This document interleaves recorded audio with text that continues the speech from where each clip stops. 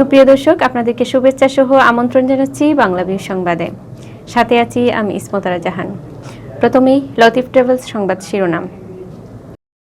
দেশের ইতিহাসের সর্বোচ্চ ব্যয় হবে সিলেট ঢাকা মহাসড়কের 4 লেন প্রকল্প বাস্তবায়নে। প্রতি কিলোমিটারে ব্যয়ের প্রস্তাব দেওয়া হয়েছে 80 কোটি টাকা। দেশে গত 24 ঘন্টায় বাড়ল করোনা ভাইরাসে মৃত্যু ও শনাক্তের হার।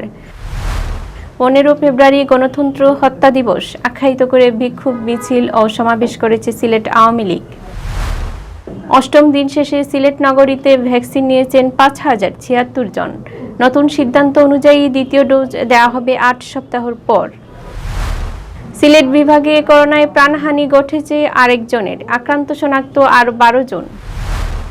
লেবানন থেকে স্বেচ্ছায় দেশে ফিরতে 432 জনকে বিমান টিকিট দিয়েছে বাংলাদেশ দূতাবাস।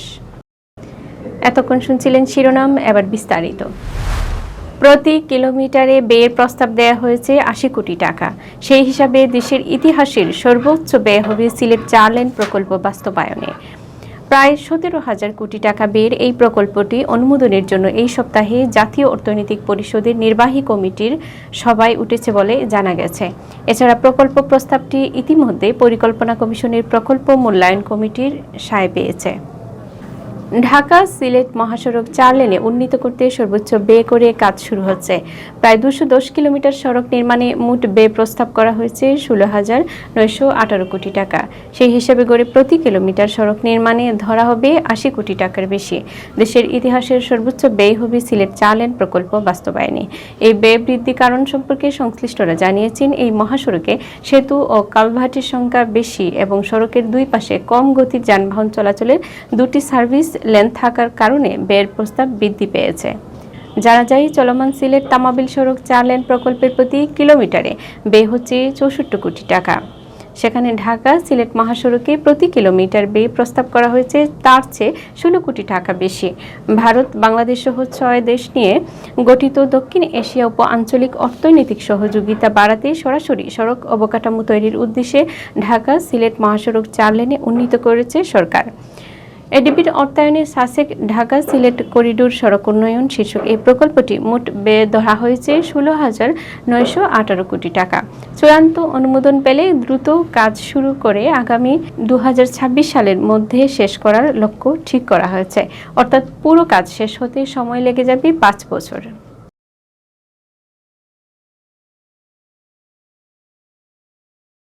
দেশে গত 24 ঘন্টায় করোনা ভাইরাসে আক্রান্ত হয়ে আরও 11 জনের মৃত্যু হয়েছে। আর এ সময়ে দেশে নতুন রোগী শনাক্ত হয়েছে আরও 446 জন। সোমবার বিকেলে স্বাস্থ্য অধিদপ্তরের অতিরিক্ত মহাপরিচালক অধ্যাপক ডাক্তার নাসিমা সুলতানা স্বাক্ষরিত এক প্রেস বিজ্ঞপ্তিতে এ তথ্য জানানো হয়। বিজ্ঞপ্তিতে বলা হয়, সোমবার সকাল 8টা পর্যন্ত শনাক্ত 446 জনকে নিয়ে দেশে করোনা ভাইরাসে মোট আক্রান্তের সংখ্যা বেড়ে 5,41,038 জন হয়েছে। এছাড়া দেশে বাসা ও হাসপাতালে চিকিৎসাধীন আরও 641 জন রোগী সুস্থ হয়ে ওঠার মধ্য দিয়ে এখন পর্যন্ত সুস্থ রোগীর মোট সংখ্যা বেড়ে 4,87,870 জন হয়েছে। এদিকে গেল 24 ঘন্টায় মারা যাওয়া 11 জনকে নিয়ে দেশে করোনা ভাইরাসে মোট মৃতের সংখ্যা 8,285 জনে দাঁড়িয়েছে। শনাক্ত বিবেচনায় সুস্থতার হার 90.17%। গত 24 ঘন্টায় শনাক্তের হার 3.15%। মোট পরীক্ষায় এ পর্যন্ত শনাক্তের হার 14.01%। শনাক্ত বিবেচনায় মোট মৃতের হার 1.53%।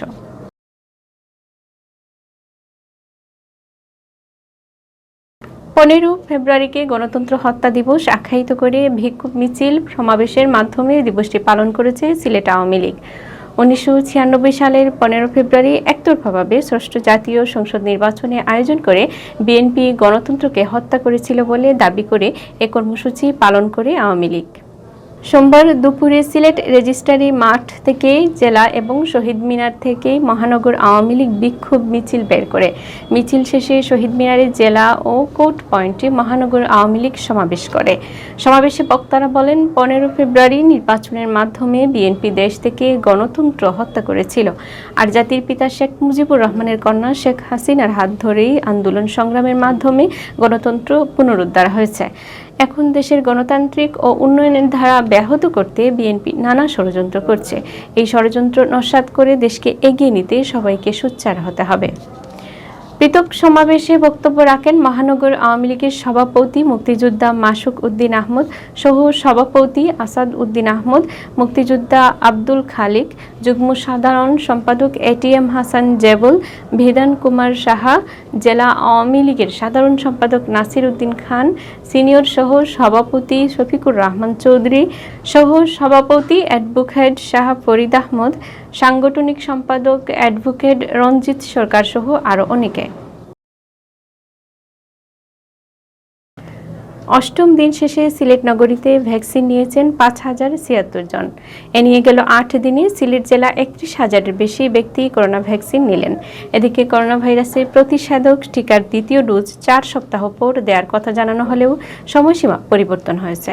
নতুন সিদ্ধান্ত অনুযায়ী ৮ সপ্তাহ পর টিকার দ্বিতীয় ডোজ দেওয়া হবে বলে জানিয়েছেন স্বাস্থ্য অধিদপ্তরের মহাপরিচালক অধ্যাপক ডাক্তার আবুল বাশার মোহাম্মদ খুরশিদ আলম। সারা দেশে এই নতুন সিদ্ধান্ত কার্যকর হবে। সিলেট সিটি কর্পোরেশনের প্রধান স্বাস্থ্য কর্মকর্তা জাহিদুল ইসলাম জানান, সোমবার সিলেট মহানগরীতে করোনা ভ্যাকসিন গ্রহণ করেছেন মোট ৩,০৫৯ জন। এর মধ্যে Sylhet AMG Osmani medical college হাসপাতালে ২,৫৫০ জন, সিলেট বিভাগীয় পুলিশ হাসপাতালে ৪৩৩ জন এবং র্যাব-৯ সিলেট সদর দপ্তরে টিকা নিয়েছেন ৭৯ জন। এদিকে স্বাস্থ্য অধিদপ্তর সিলেট বিভাগীয় কার্যালয় থেকে জানা গেছে, এ পর্যন্ত সিলেট জেলা ও নগরী ৩১,০০০-এরও বেশি ব্যক্তি করোনার ভ্যাকসিন গ্রহণ করেছেন।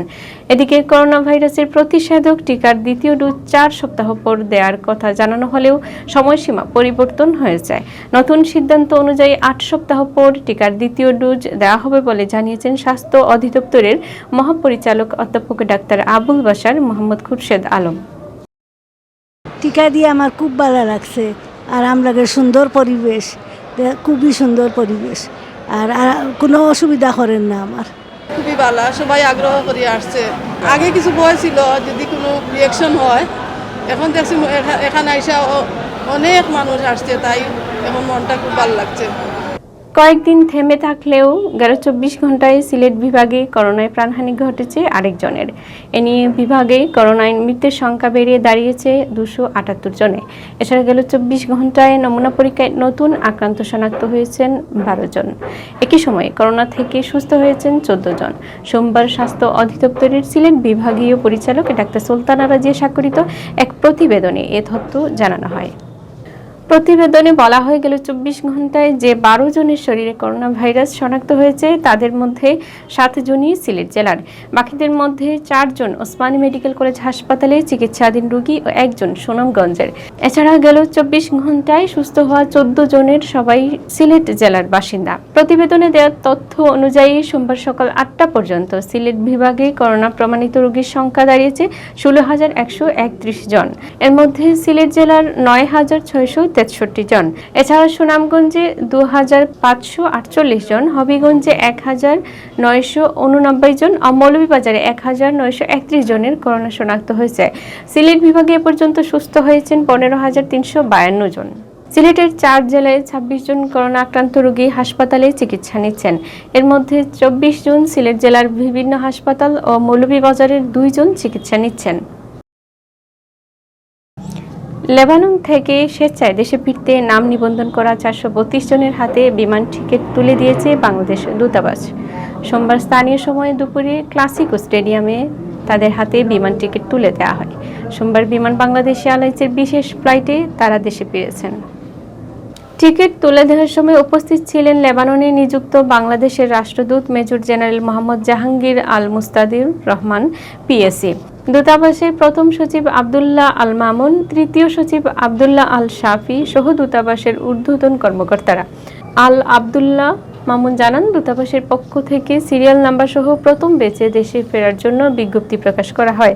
১৩ ফেব্রুয়ারি পর্যন্ত ৪৩২ জন করোনা টেস্ট জমা দিয়ে ফ্লাইট নিশ্চিত করেন। শুধুমাত্র যারা করোনা টেস্ট নেগেটিভ দূতাবাসে নিশ্চিত করেছেন তাদের টিকিট দেওয়া হয়েছে। এটা প্রথম ব্যাচের ফ্লাইট। ১৮ ফেব্রুয়ারি আরেকটি ফ্লাইট যাবে। পর্যায়ক্রমে নিবন্ধনকৃত সকলকে দেশে ফেরত পাঠানো হবে। তো মাল কিনছি বলতে আমি আরো $৫০০ টাকা দেশে দেয় না, টাকাই না মাল কিনে লয়ে দিতেছি। কাজ কাম নাই, কি করবো, পরে বাংলাদেশ থেকে ধার দিনা কইরা টাকা আইনা পরে $400 জমা দিছি। এতক্ষণ শুনছিলেন বাংলাভিউর রাতের সংবাদ। এরপর প্রচারিত হবে সিলেটের আঞ্চলিক ভাষার সংবাদ। দেখার আমন্ত্রণ রইল। সাথে থাকার জন্য ধন্যবাদ।